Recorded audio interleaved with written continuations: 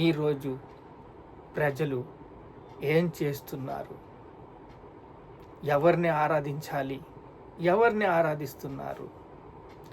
దేవుని రాజ్యానికి సాక్షిగా ఉండవలసిన వాళ్ళు, దేవుని రాజ్యానికి సాక్షిగా ఉండవలసిన వాళ్ళు ఎందుకు సృష్టికర్తను వ్యతిరేకిస్తున్నారు?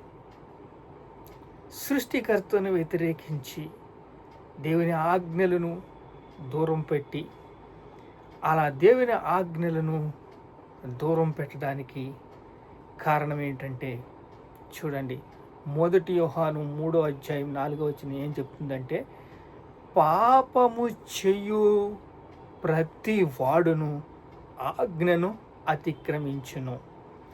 ఆజ్ఞ అతిక్రమమే పాపము.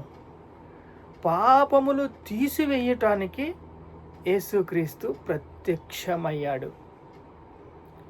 పాపము చెయ్యువాడు ఆయనను చూడలేదు, ఎరగలేదు.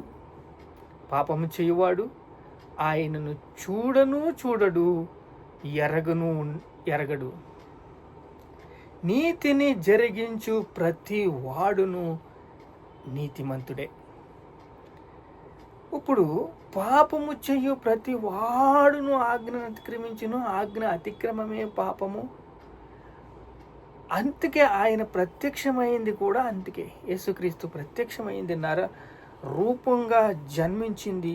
అందుకే మోషే కంట్రోల్ చేయలేకపోయాడు, యేసుక్రీస్తు ప్రత్యక్షమవలసి వచ్చింది.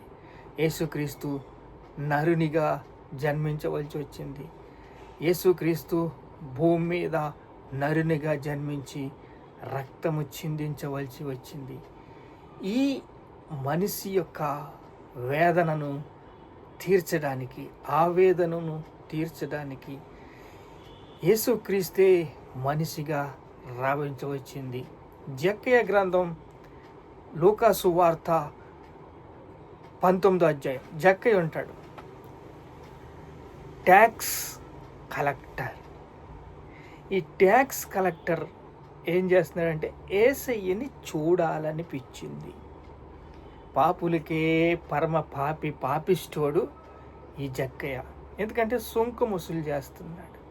పాపం నిర్దాక్షిణ్యంగా వాళ్ళ దగ్గర ఉన్న మెతుకులు తినడానికి ఉన్నాయో లేవో అని చూసుకోడు, లాగేసుకుంటాడు, గుంజేసుకుని వెళ్ళిపోతాడు.